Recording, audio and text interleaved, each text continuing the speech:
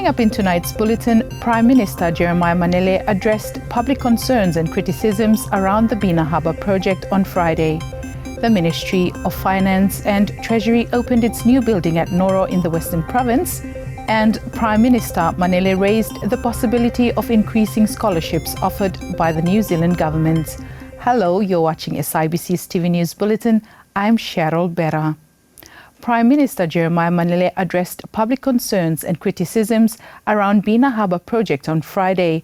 The project was endorsed by the government in 2016, aiming to create economic opportunities through the establishment of an international seaport and tuna processing facility at Bina Harbour in Malaita Province. Alex Dedamu reports. Prime Minister Jeremiah Manele addressed public concerns and criticism around Bina Harbour project on Friday. Speaking at a press conference, Prime Minister Manele explained that large-scale infrastructure projects like this often take time to implement.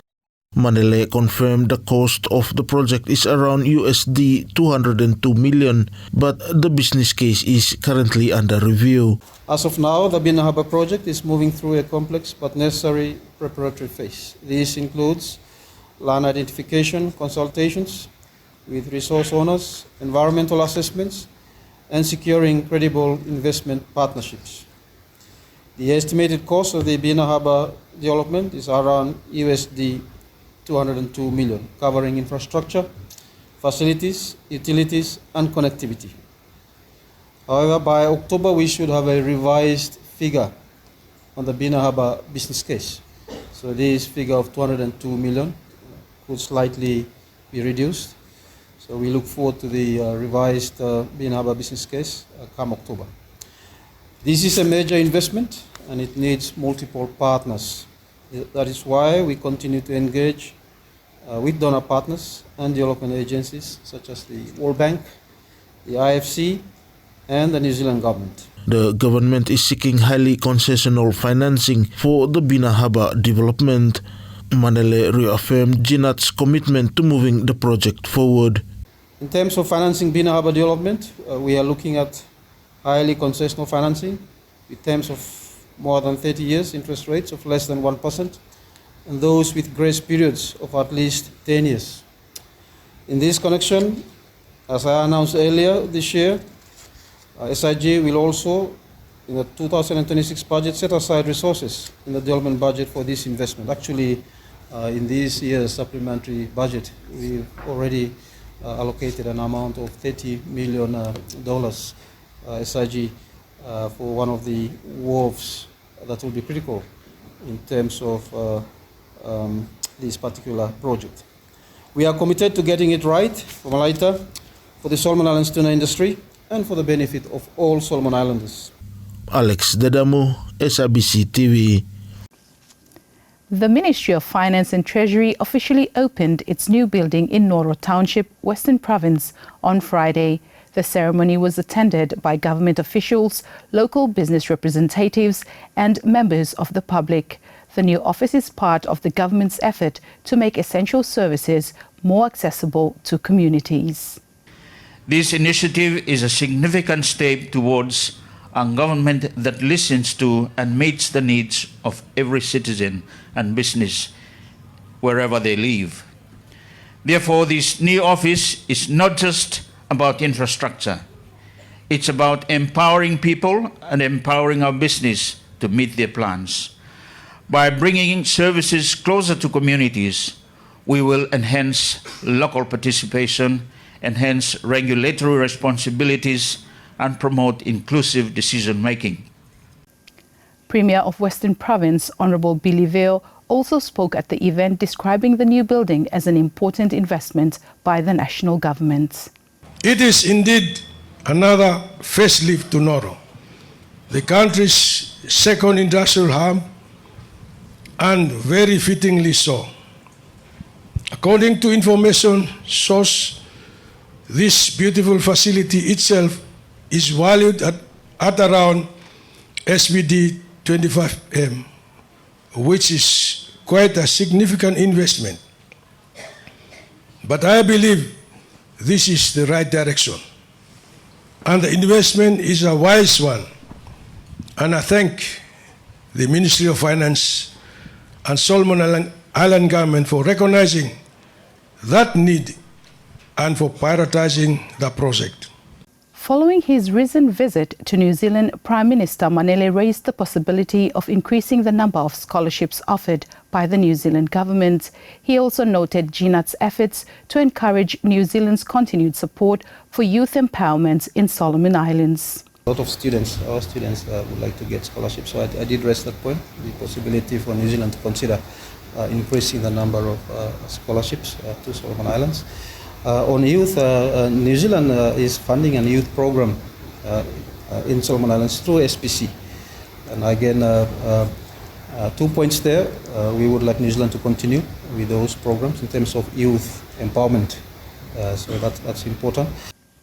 He added discussions also included the possibility of extending the contract period under the RSE scheme from 7 to 9 months. In terms of youth relating to employment, we would like them to increase the opportunities that they can give us under the RSE scheme on New Zealand. Not only in terms of numbers, but also extending the contract period from 7 months to 9 months. At the moment, Otawakamalo, New Zealand, basically it's a 7 months contract, and they have to come back. I guess probably it's seasonal, depending on the nature of the horticulture, viticulture.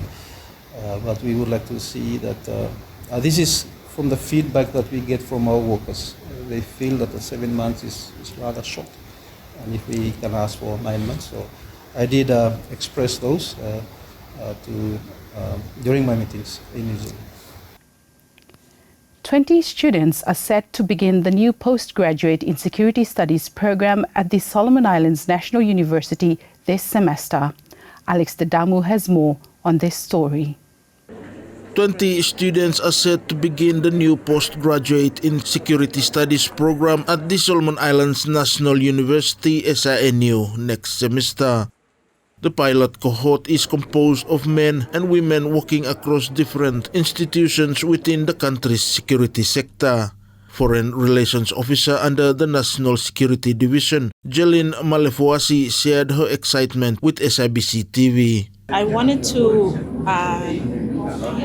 enhance my knowledge on the security space because we've known that security is not just about the traditional security issues, but we also have emerging issues like climate change, border security, transnational crime. We have human security, food security, all those stuff. So it's no longer treason, espionage and all that stuff, but we're also looking at things that are directly impacting people within the Pacific region as well. So it's quite different from our international partners, but it's very much more people-centered to us in the Pacific. So I'm very excited for this program to be part of the cohort. The first cohort is taking part in a one-semester pilot aimed at testing and improving the course ahead of its full rollout in 2026. The full program, Bahemi start now semester 1 next year, and this one Hemi open.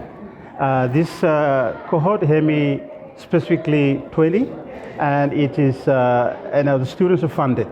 Next year, the FAD will also fund another 30 to 40 students. From the security agencies. We're also mindful of the NGOs who also contributed. And the most interesting part of it is that this is the first program of its kind in the Pacific, OSME Meheran today. And we're expecting international students to apply. So hopefully in 2 months' time, we will put it on advert for overseas students. Dr. Wate says strict requirements are being enforced to maintain the course integrity. Dr. Wate and Malefuasi encourage others to apply for the program in the future. So me, I'm head of school, where this fellow program Hemi actually located. I would like to see and encourage young academics and to come and enroll in this program. We look forward to encouraging and actually marketing this space to other people as well, because I think a lot of people don't know that security space is a very interesting career, and I would like to encourage young girls, especially young girls, to actually tap into these spaces, because the opportunities that come in this space is a lot. Alex Dadamu for SIBC TV. The Australian government is committed to advancing security studies at the Solomon Islands National University.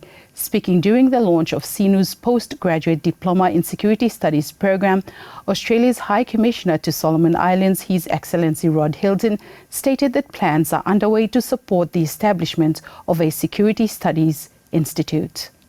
In addition to the course and our other work with SINU, Australia is committed to supporting the university to achieve its ambition of establishing a full Security Studies Institute, focused on teaching, researching and building awareness of the primary security issues facing people across the Pacific region and globally. I'm aware that Vice-Chancellor Transform has already asked the team responsible for developing this program to commence scoping a potential model for a Solomon Islands Security Studies Institute to be created to achieve this vision. The Solomon Islands National University signed a 10-year partnership memorandum of understanding with the Australian Department of Foreign Affairs and Trade in 2024. The partnership aims to foster sustainable links with Australian universities, enhancing governance, promoting civil engagement and security cooperation. And that's news. Follow us on sibconline.com.sb and our SIBC News Facebook page for more of our latest stories. Thanks for watching.